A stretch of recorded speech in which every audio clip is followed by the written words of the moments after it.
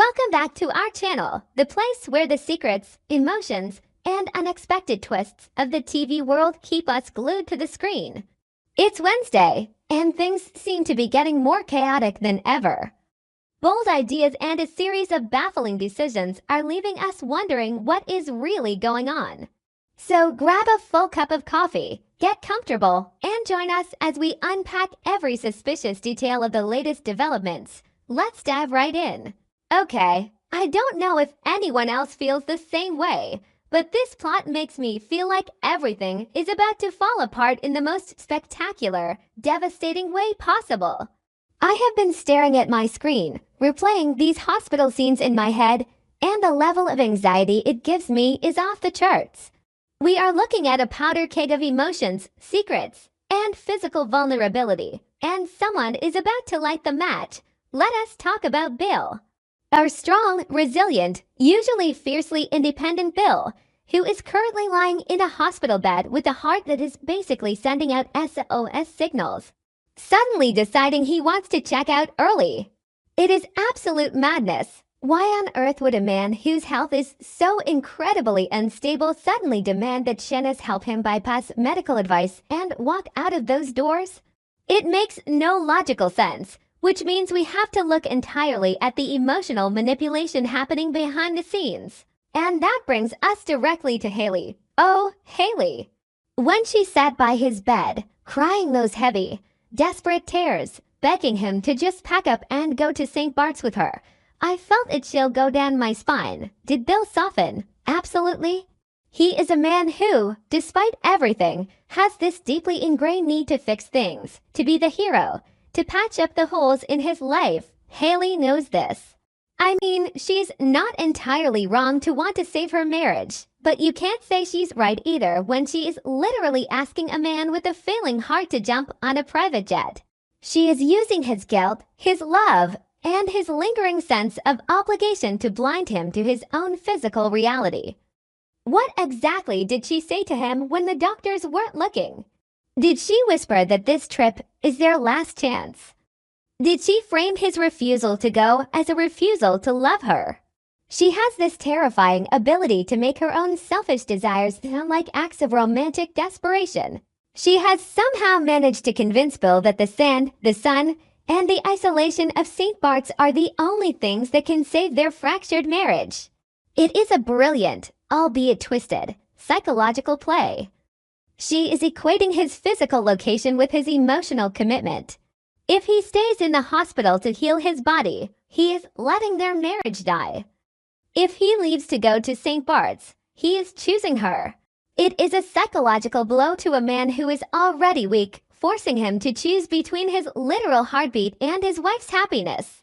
And Bill, in his current fragile state, is choosing the illusion of romantic salvation over the harsh reality of medical monitors. He is pretending to be strong, puffing out his chest and acting like he can handle a trip, while he is secretly terrified that if he doesn't go, he will lose her forever. But then we have Shanice, stepping into the room like a bucket of ice water. Shanice is the grounding force here, the one person who is looking at the charts, looking at the pale color of Bill's skin, and thinking, are you both out of your minds? When Bill demands her help to leave against medical advice, how is she supposed to react? She is going to flat out refuse, of course. She knows his heart just went through a massive trauma. She knows that being at 30,000 feet in the air could literally kill him. But her refusal isn't just about medicine. It's about the sheer audacity of the request. No, wait. The issue isn't just the words she uses to tell him no. The timing of her saying them is what triggers the explosion. She says no right at the moment Bill has convinced himself that this trip is his emotional lifeline. So naturally, Bill is going to lash out. He is going to get angry, his voice rising, his monitors beeping faster, accusing Shanice of letting her personal feelings dictate her actions. He will throw it in her face that she just doesn't understand, that she is letting her own biases against Hayley cloud her judgment. It is going to be a massive emotional breakpoint for Bill and Shanice. He is pushing away the one person who is actually trying to keep him breathing, all to appease the woman who is practically dragging him to the grave. It is a spiritual betrayal of his own support system. He is betraying Shanice's care for him, but more importantly, he is betraying his own survival instincts, and it is agonizing to watch. But let us pivot back to Hayley, because Shanice is not blind. As Bill is yelling, Shanice is watching Hayley. And this is where the real psychological thriller begins. Shanice is going to suggest more tests. She is going to say, Bill, we need to run a full toxicology screen. We need to look deeper into why your heart is failing so suddenly. And in that exact moment, if you watch closely, you will see it. Let me just obsess over this for a second. It's the way Hayley's eyes will dart to the door, the subtle tightening of her jaw, the way her hands will grip the edge of her purse so hard her knuckles turn white. It's that slight, almost imperceptible shift in her tone when she quickly interrupts. He doesn't need more tests. He needs rest. He needs fresh air. Anyway, I'm going a bit too far.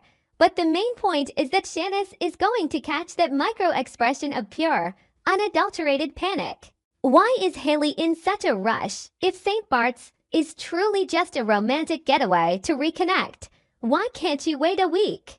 Why can't she wait until the man she supposedly loves can walk down the hallway without losing his breath? It is because she is terrified. She is not afraid of the marriage ending. She is afraid of the hospital. She is terrified that the longer Bill stays hooked up to those machines, surrounded by doctors who ask questions and run labs, the closer they will get to the truth. What is the real reason he keeps falling ill? Is it stress, or is it something she did?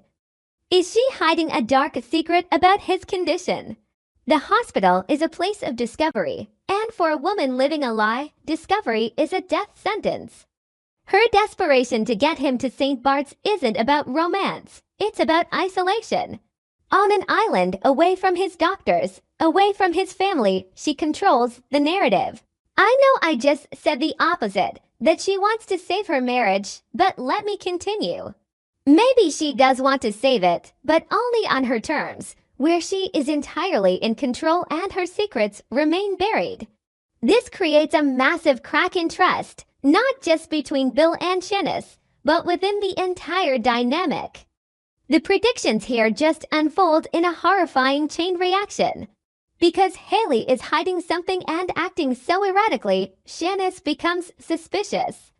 She realizes this isn't just a needy wife, this is a dangerous situation. Because Shanice is suspicious, she cannot just walk away.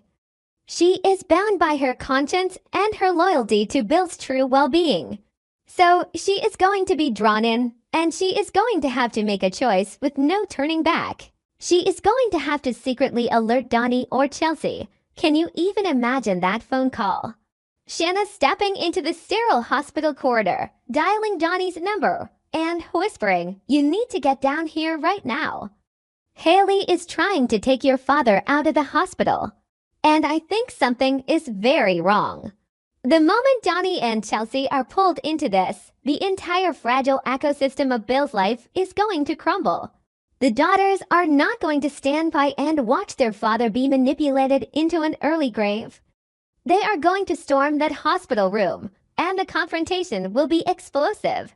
And what will Bill do when his daughters confront him? Will he finally see the truth, or will he double down to protect Hayley? He is a man hiding his own guilt, perhaps feeling that he owes Hayley this trip because of his past failures. He will likely defend her, pushing his daughters away, creating a rift that might never heal. But the true climax of this impending disaster is what happens if Bill actually wins. What if he forces his way out, signs the AMA papers, and makes it to the hospital lobby only to collapse again? When his knees buckle and he hits the floor, what will be the first thing out of Hayley's mouth? Will she scream in terror because the man she loves is dying? Or will she scream because her meticulously crafted escape plan to St. Bart's has just been ruined? That moment will reveal everything. It will show who is truly hurting, who is just pretending, and who is capable of the ultimate betrayal. I am telling you, the tension is unbearable. Bill is going to fall, both physically and emotionally. Johnny and Chelsea are going to seek absolute revenge the moment they realize Hayley was willing to risk his life for her secrets. Shanice is going to be the one forced to speak the ugly truth to everyone, and Hayley. Hayley might just lose everything, trapped in a web of her own making, realizing too late that you cannot build a romantic fantasy on top of a failing heart.